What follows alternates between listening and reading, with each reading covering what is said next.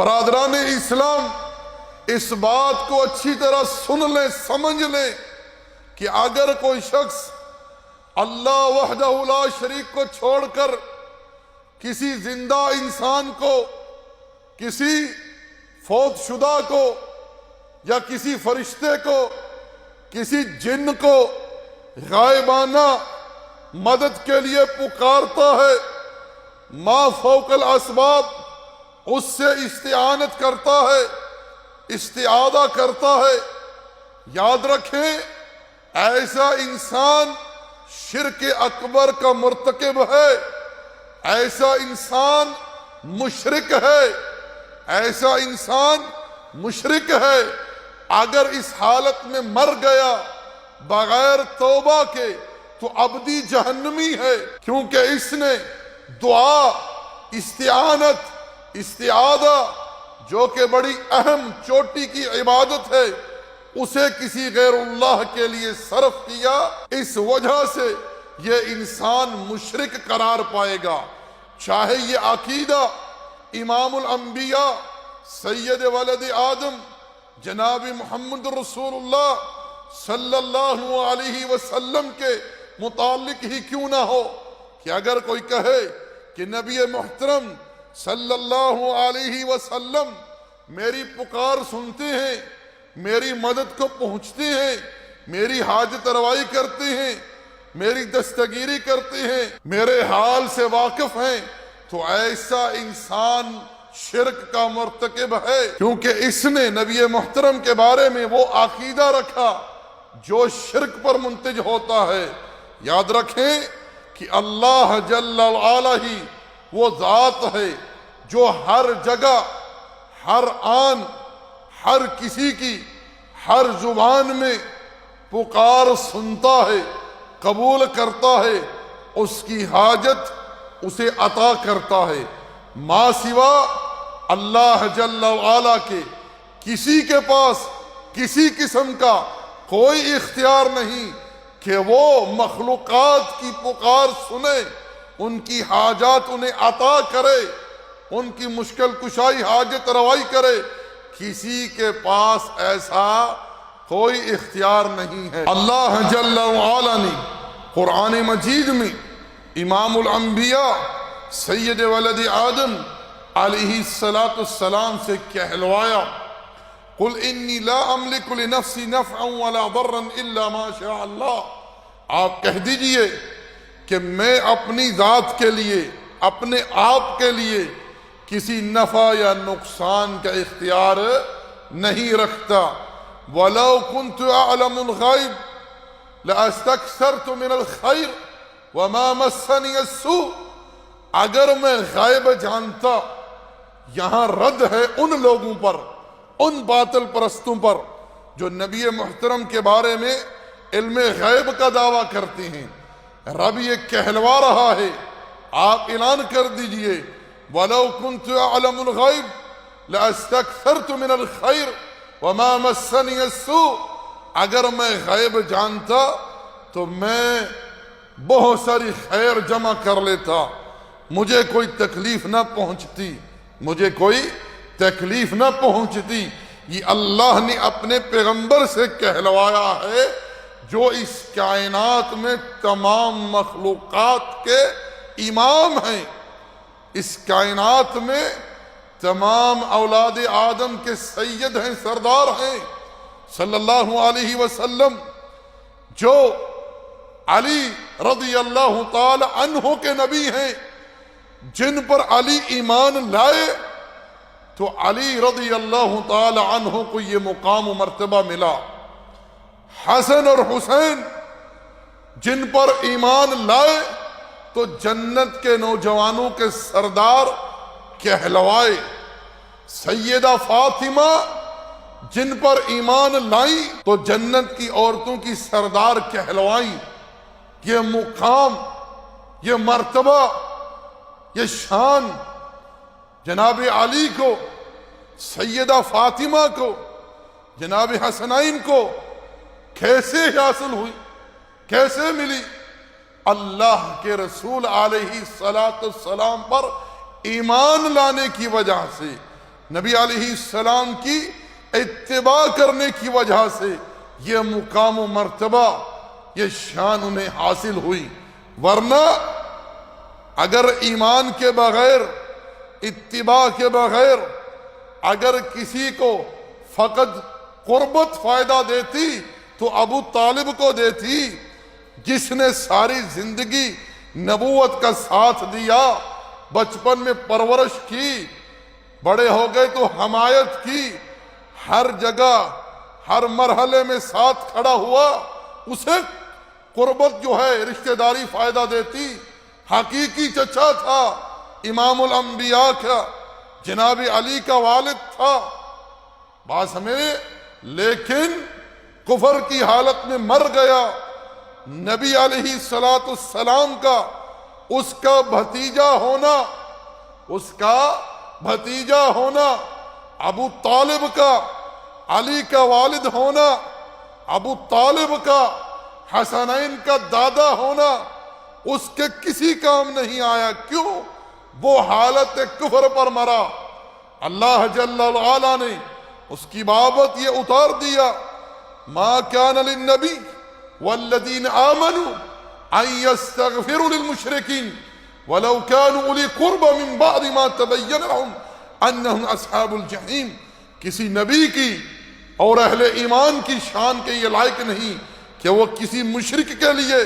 دعائے مغفرت کریں، چاہے ان کے قریبی رشتہ دار ہی کیوں نہ ہو۔ اس کے بعد ان کے سامنے یہ بات واضح ہو جائے کہ ان کی موت حالت کفر میں، حالت شرک میں آئی ہے اور وہ جہنمی ہے۔ اللہ جل وعلا نے استغفار کرنے سے منع فرما دیا اپنے پیغمبر کو صلی اللہ علیہ وسلم کو۔ تو میرے بھائیوں، میرے دوستو، امام الانبیاء سید ولد آدم علیہ السلام، جن کی عمر کی اللہ نے قرآن میں قسم اٹھائی ہے، جن کے بولنے کو، جن کے چلنے کو رب قرآن بنا دیتا ہے، جن کی گفتگو کو رب قرآن بنا دیتا ہے، صلی اللہ علیہ وسلم کی، ان کے متعلق رب انہی سے کہلوا رہا ہے کہ آپ اعلان کر دیجئے کہ میں محمد، میں رسول اللہ، میں خلیل اللہ، اپنی ذات کے لیے، اپنے نفس کے لیے نفع یا نقصان کا اختیار نہیں رکھتا۔ اگر میرے پاس علم غیب ہوتا، میں غیبی امور جانتا، تو میں بے شمار خیر جمع کر لیتا، مجھے کوئی تکلیف نہ پہنچتی۔ جب رسول اللہ صلی اللہ علیہ وسلم اپنی ذات کے لیے نفع یا نقصان کا اختیار نہیں رکھتے، جبکہ آپ باحیات صحابہ کے سامنے موجود تھے، ان کے ساتھ تھے، تو جائے گا کہ آپ وفات پانے کے بعد لوگوں کے لیے مدد کو پہنچے، لوگوں کو پناہ دیں، یا کوئی اور ہستی اللہ کے رسول کے علاوہ، جیسا کہ لوگوں نے ایک باطل عقیدہ جناب علی کی طرف منسوب کیا ہوا ہے، جناب حسنین کی طرف منسوب کیا ہوا ہے، شیخ عبد القادر جیلانی کی طرف منسوب کیا ہوا ہے کہ شیخ عبد القادر جیلانی معاذ اللہ غوثی اعظم ہیں، سب سے بڑے سننے والے، سب سے بڑے فریاد رس، معاذ اللہ اعظم کہتے ہیں بڑے کو، اور غوث کسے کہتے ہیں؟ جو سب سے بڑا سننے والا، فریاد رس، یعنی لوگ جس سے استغاثہ کرتے ہیں، جس سے مدد مانگتے ہیں اور وہ مدد کرنے پر مکمل قدرت رکھتا ہے۔ بتلاؤ مسلمانوں، یہ شان، یہ مقام کس کا ہے؟ رب ذوالجلال کا۔ اللہ ہی وہ ذات ہے تقدس و تعالی جو ہر جگہ، ہر آن، ہر کسی کی ہر زبان میں پکار سنتا ہے، قبول کرتا ہے، اس کی حاجت اسے عطا کرتا ہے۔ لیکن معاذرت کے ساتھ یہ بدعقیدگی، یہ شرکیہ نظریہ، یہ کفریہ فکر لوگوں نے مخلوقات کے بارے میں رکھ کر رب ذوالجلال کی شان میں تنقیص کی ہے، رب ذوالجلال کی کبریائی، رب ذوالجلال کے مقام عالی شان میں گستاخی کی ہے، کیونکہ انہوں نے مخلوقات کے لیے وہی اوصاف، وہی صفات تسلیم کی ہیں جو خاص ایک اللہ کے لیے ہیں، تقدس و تعالی کے لیے۔ کیونکہ یہ لوگ جن ہستیوں کو مدد کے لیے پکارتے ہیں، جن سے یہ استعاذہ کرتے ہیں، استعانت کرتے ہیں، ان کے بارے میں یہ لوگ کیا عقیدہ رکھتے ہیں کہ یہ لوگ اپنی قبروں میں حیات ہیں، قبروں میں زندہ ہیں، اور پوری خلق کو دیکھ رہے ہیں، پوری خلق کی پکار سن رہے ہیں۔ ایک وقت یہ سب کی سنتے ہیں، سب کی مدد کو پہنچتے ہیں، کیونکہ ایک بندہ ایک وقت بنگلہ دیش میں پکارے گا، کوئی ہندوستان میں پکارے گا، کوئی پاکستان میں پکارے گا، کوئی امریکہ میں پکارے گا۔ اور کتنی انسانیت ہے، کتنی زبانیں ہیں، پھر جنات ہیں، پھر دیگر مخلوقات ہیں۔ کیا معاذ اللہ یہ ہستیاں اس کائنات میں سب کی پکار سننے پر قدرت رکھتی ہیں؟ کھلا واللہ، ہرگز نہیں، ہرگز نہیں۔ اگر کوئی شخص کسی کے بارے میں یہ عقیدہ رکھے کہ وہ ہمیشہ زندہ رہنے والا ہے ما سوا اللہ کے، اسے کبھی موت نہیں، یہ بندہ بھی مشرک ہے، یہ بندہ بھی مشرک ہے۔ اللہ جل وعلا نے شہداء کے بارے میں یہ جو فرمایا ہے کہ وہ زندہ ہے، انہیں رزق دیا جاتا ہے، وہ جنت میں ان کو ایک زندگی حاصل ہے جسے اللہ کے سوا کوئی نہیں جانتا۔ اور اللہ جل وعلا نے تشریفاً یہ بات کہ فرمائی ہے کہ وہ رب کے ہاں زندہ ہیں، ان کے مقام، ان کے مرتبے کو بیان کرنے کے لیے۔ اس کے علاوہ دیگر جو لوگ ہیں اپنی قبروں میں مدفون ہیں، معاذ اللہ، کیا وہ ایسی قوت اور ایسی قدرت کے مالک ہو گئے کہ وہ خلق کی حاجت روائی، مشکل کشائی کے لیے وہ جو ہے تصرفات کر رہے ہیں اس کائنات میں؟ ہرگز نہیں، ہرگز نہیں۔ اگر کوئی اس قسم کا عقیدہ رکھتا ہے، ایسی فکر، ایسی سوچ کا مالک ہے، تو یہ انسان شرک اکبر کا مرتکب ہے۔ اس سے رب ذوالجلال کوئی بھی عبادت قبول نہیں کرے گا جب تک یہ اس کفریہ، اس شرکیہ، اس غلو پر منتج عقیدے سے توبہ نہ کر لے اللہ کی بارگاہ میں۔ اور میرے بھائیو، اس بات کو اچھی طرح سمجھ لیں، جو لوگ ہمارے معاشرے میں اس طرح کی ندا دیتے ہیں، غیبانہ ان ہستیوں کو مدد کے لیے پکارتے ہیں، ان سے دعائیں کرتے ہیں، یہ لوگ شرک اکبر کے مرتکب ہیں۔ ان لوگوں کو رب ذوالجلال کی بارگاہ میں سچی اور خالص توبہ کرنی چاہیے، کیونکہ یہ دعا میں شرک ہے۔ دعا ایک عبادت ہے اور بڑی عظیم عبادت ہے جو فقط اللہ جل وعلا ہی سے کی جائے۔ اللہ جل وعلا نے اس قسم کا عقیدہ رکھنے والوں کے بارے میں جو اللہ کو چھوڑ کر اللہ کی مخلوقات کو غیبانہ مدد کے لیے پکارتے ہیں، ان سے دعائیں کرتے ہیں، استعانت کرتے ہیں، ایسے مشرکانہ عقائد کے حاملین کے متعلق رب ذوالجلال قرآن میں ارشاد فرماتا ہے وَمَنْ أَضَلُّ مِمَّنْ يَدْعُ مِن دُونِ اللَّهِ مَنْ لَا يَسْتَجِيبُ لَهُ إِلَى يَوْمِ الْقِيَامَةِ وَهُمْ عَنْ دُعَائِهِمْ غَافِلُونَ وَإِذَا حُشِرَ النَّاسُ كَانُوا لَهُمْ أَعْدَاءً وَكَانُوا بِعِبَادَتِهِمْ كَافِرِينَ۔ اس سے بڑھ کر گمراہ، اس سے بڑھ کر گمراہ جاہل کون ہوگا جو اللہ کو چھوڑ کر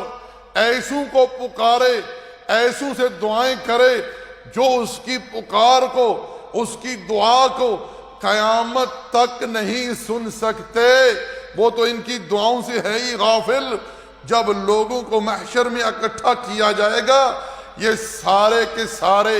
ان کے دشمن بن جائیں گے، ان کے خلاف ہو جائیں گے اور ان کی تمام عبادات کا انکار کر دیں گے۔ اللہ جل وعلا نے ایک اور مقام پر ارشاد فرمایا وَالَّذِينَ تَدْعُونَ مِن دُونِهِ مَا يَمْلِكُونَ مِن قِطْمِيرٍ۔ یہ لوگ اللہ کو چھوڑ کر جن کو پکارتے ہیں وہ ایک گٹھلی کے اندر جو چھلکا ہوتا ہے نا، اس کے بھی مالک نہیں ہیں، اس کی بھی ملکیت ان کے پاس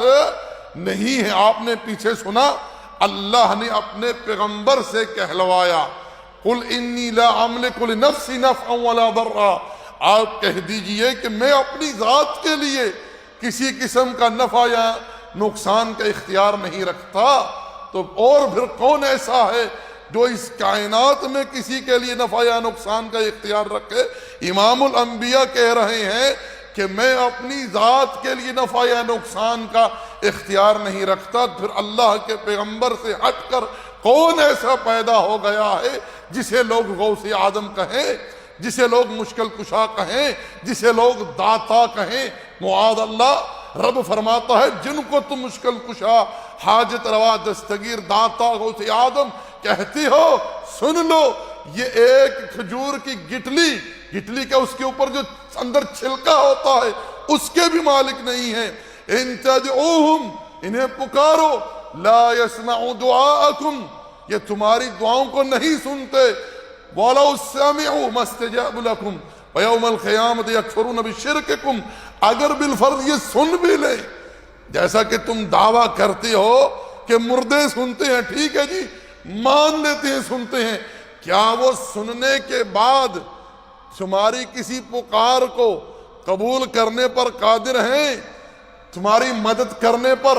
قدرت رکھتے ہیں؟ وہ تو بیچارے اپنے لیے کسی نفع یا نقصان کا اختیار نہیں رکھتے، کہ جائے گا کہ تمہارے لیے رکھیں، کہ جائے گا کہ تمہارے لیے اس قسم کا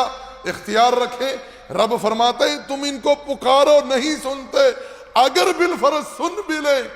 تو قبول نہیں کر سکتے، تمہاری مدد نہیں کر سکتے۔ وَيَوْمَ الْقِيَامَةِ يَكْفُرُونَ بِشِرْكِكُمْ، اور یہ سب جن کے بارے میں تم اس قسم کا عقیدہ رکھتے ہو، یہ قیامت کے دن تمہارے اس سارے شرک کا انکار کر دیں گے،